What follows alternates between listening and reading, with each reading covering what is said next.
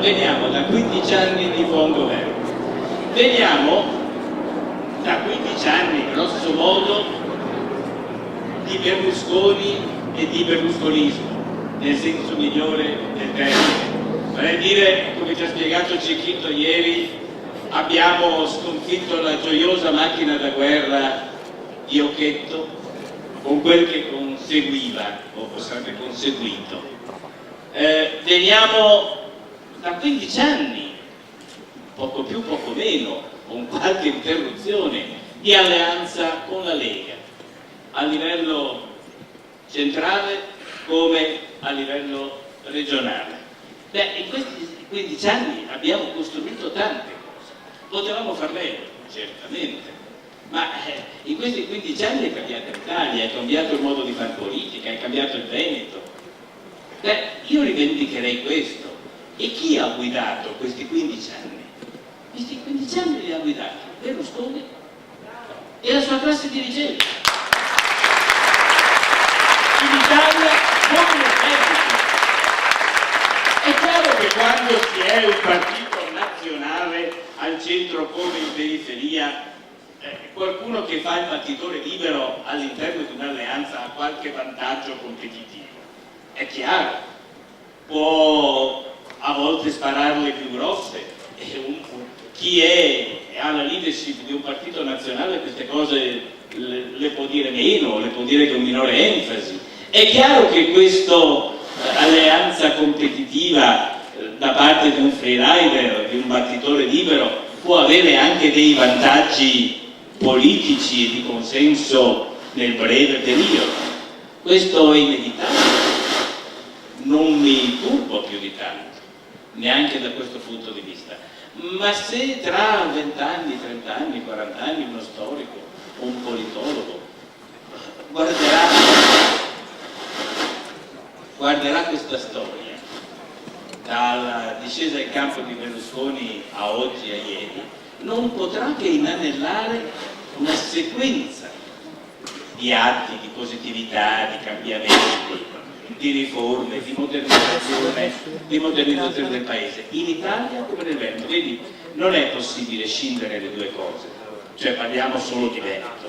Dobbiamo mettere le due cose insieme perché Forza Italia prima e Popolo della Libertà poi non governano il Veneto solo, governano l'Italia. Governano l'Italia.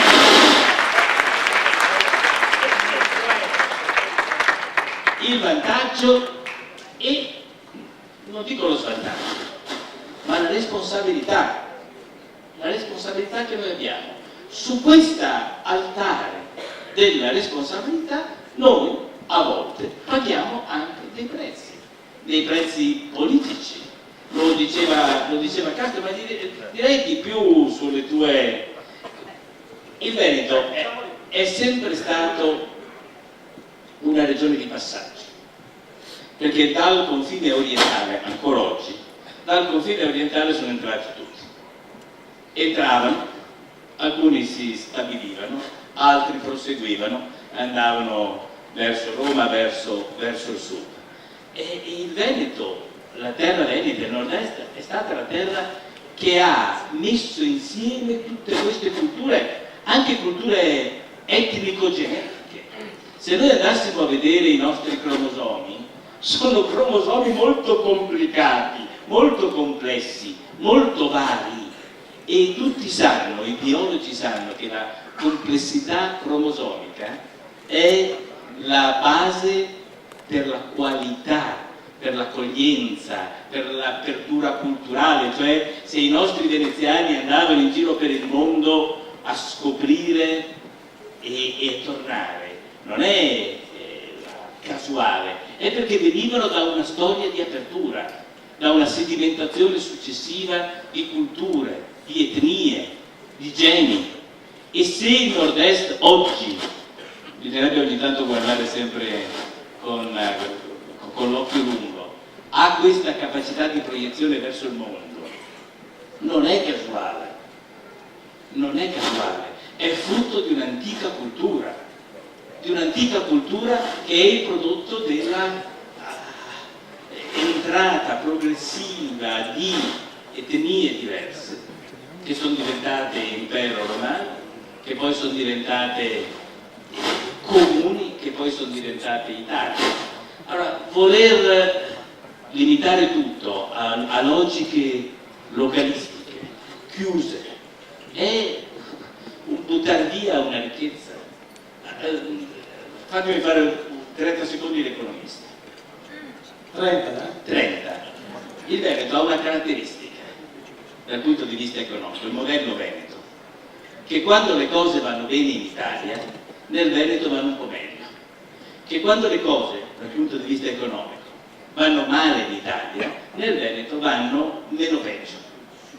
Cioè il Veneto riesce a scavalcare, a surfare come il surf meglio di altre regioni, e questo è dovuto all'intelligenza certamente delle famiglie, delle persone, all'intelligenza delle imprese, al modello, agli amministratori, quegli amministratori risparmiosi che non hanno usato i decreti stammati nel 77.